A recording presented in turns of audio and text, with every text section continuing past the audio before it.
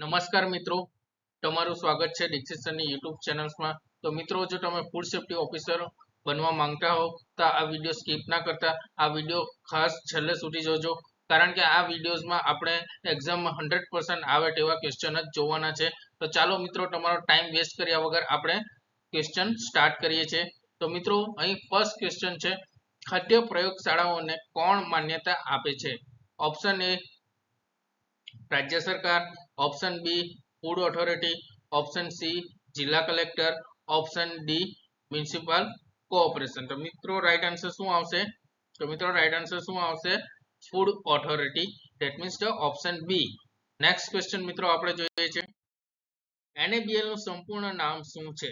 Option A national accreditation board for laboratories, option B national analysis board for lab, option C national accreditation board for testing and calibration laboratories, option D national authority for biological labs. તો મિત્રો right answer શું આવશે? તો તમે કોમેન્ટ્સમાં પણ જવાબ આપી શકો છો। તો મિત્રો રાઈટ આન્સર શું આવશે?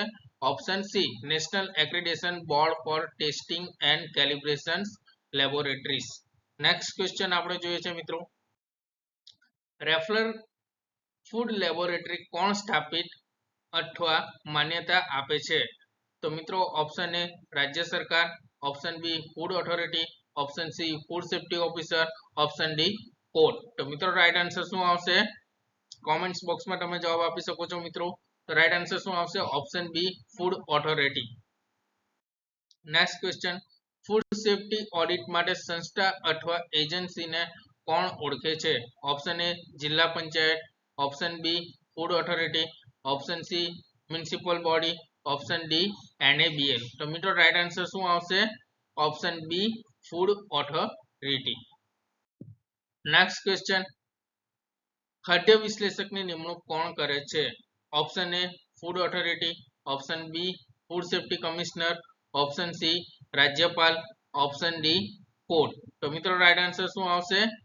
Option B food safety commissioner. કઈ કલમ હેઠળ? કલમ 45 હેઠળ એમની નિયુક્ત કરવામાં આવે છે ખાદ્ય વિશ્લેષક। નેક્સ્ટ ક્વેશ્ચન, ખાદ્ય વિશ્લેષક તરીકે કોણ નિમણૂક પાત્ર નથી? ઓપ્શન એ લાયકાત ધરાવતો વ્યક્તિ, ઓપ્શન બી સરકારી કર્મચારી, ઓપ્શન સી ખોરાકના વેપારમાં નાણાકીય રસ ધરાવતો વ્યક્તિ, ઓપ્શન ડી વૈજ્ઞાનિક। તો મિત્રો રાઈટ આન્સર શું આવશે? કોમેન્ટ બોક્સમાં જવાબ આપજો જો તમને સાચો જવાબ આવડતો હોય તો। તો મિત્રો રાઈટ આન્સર શું આવશે?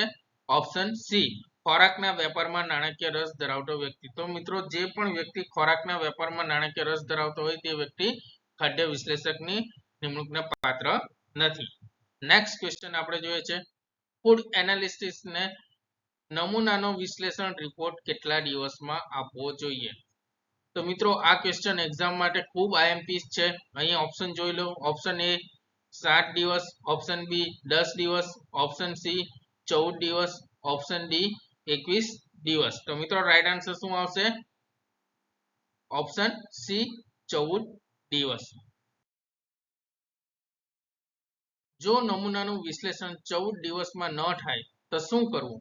ઓપ્શન એ નમૂનો નષ્ટ કરવો, ઓપ્શન બી કોર્ટમાં કેસ કરવો, ઓપ્શન સી અધિકારીને કારણ સાથે જાણ કરવી, ઓપ્શન ડી ફરીથી નમૂનો લેવો। તો મિત્રો રાઈટ આન્સર શું આવશે?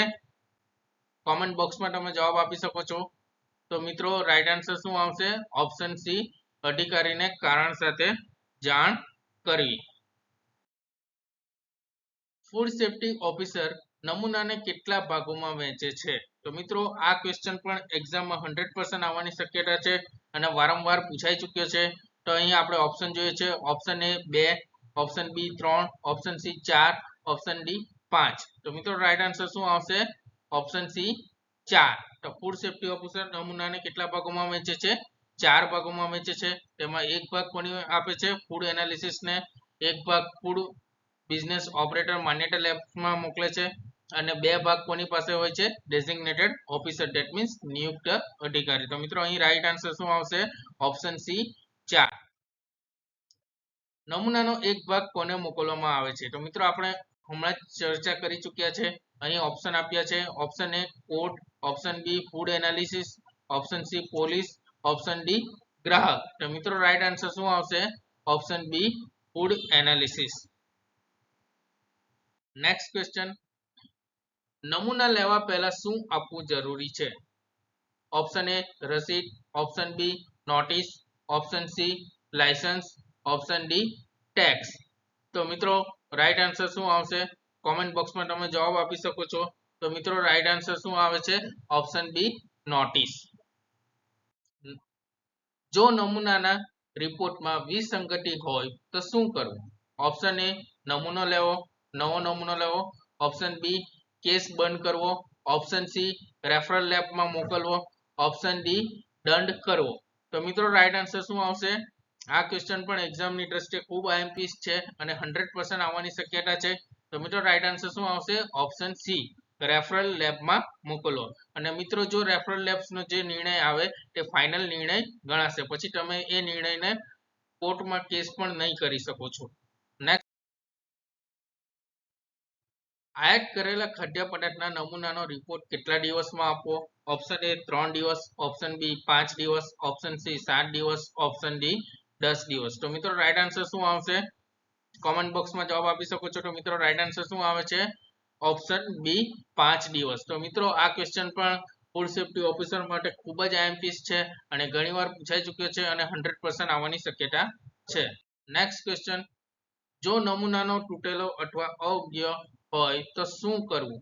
ઓપ્શન એ તેને ફેંકી દેવું, ઓપ્શન બી 7 દિવસમાં અધિકારીને જાણ કરવી, ઓપ્શન સી ફરીથી ટેસ્ટ કરવું, ઓપ્શન ડી ગ્રાહકને આપવું. તો મિત્રો રાઈટ આન્સર શું આવશે? ઓપ્શન બી 7 દિવસમાં અધિકારીને જાણ કરવી. ફૂડ એનાલિસિસના અહેવાલ સામે અપીલ કોની પાસે થાય છે? તો મિત્રો અહીં ઓપ્શન આપ્યા છે. Option A court, option B food authority, option C નિયુક્ત અધિકારી, ઓપ્શન ડી પોલીસ. તો મિત્રો રાઈટ આન્સર શું આવશે? ઓપ્શન સી નિયુક્ત અધિકારી. ઓકે, તો મિત્રો આ સાથે આપણે ટોટલ ચેપ્ટર 8 ના 15 MCQs જોયા છે જે ફૂડ સેફ્ટી ઓફિસરમાં એક્ઝામમાં આવવાની 100% શક્યતા છે. જો મિત્રો તમને આ વિડીયો સારો લાગ્યો હોય તો તમે આ વિડીયોને લાઈક કરજો અને ચેનલને જરૂર સબસ્ક્રાઇબ કરજો. અને જો તમારા અન્ય કોઈ વિદ્યાર્થી મિત્રો ફૂડ સેફ્ટી ઓફિસરની તૈયારી કરી રહ્યા હોય તો તમે તેમની સાથે જરૂરથી શેર કરજો. તો મિત્રો તમારો જે ફાઇનલ સ્કોર હોય 15 માંથી કેટલા સાચા પડ્યા હોય તો તે તમે કોમેન્ટ બોક્સમાં કોમેન્ટ્સ કરી શકો છો. જો મિત્રો તમારા 10 ની ઉપર સ્કોર થયો હોય તો તમે એક્ઝામની ઘણી સારી તૈયારી કરી રહ્યા છો તો તમારે 100% food safety officer exam clear કરવાના ચાન્સ છે. અને મિત્રો ઘણા બધા સ્ટુડન્ટ્સ મને પૂછે છે કે સર મને મટીરિયલ્સ જોઈએ છે. તો મિત્રો તમને જો મટીરિયલ્સ જોઈતું હોય તો અહીં આપણી વોટ્સઅપ ચેનલ્સ ની લિંક શેર કરવામાં આવી છે. જો તમે એમાં જોડાઈ શકે છે અને હું ટૂંક સમયમાં તમને મટીરિયલ શેર કરીશ. અને જે પણ મટીરિયલ્સ હશે તે પેડ વર્ઝન હશે તો તેની અમુક પર્સન્ટ ફીસ હશે. જો તમને જોઈતું હોય તો તમે વોટ્સઅપ ચેનલ્સની લિંક્સમાં જોડાઈ શકો છો. થેન્ક યુ, ધન્યવાદ.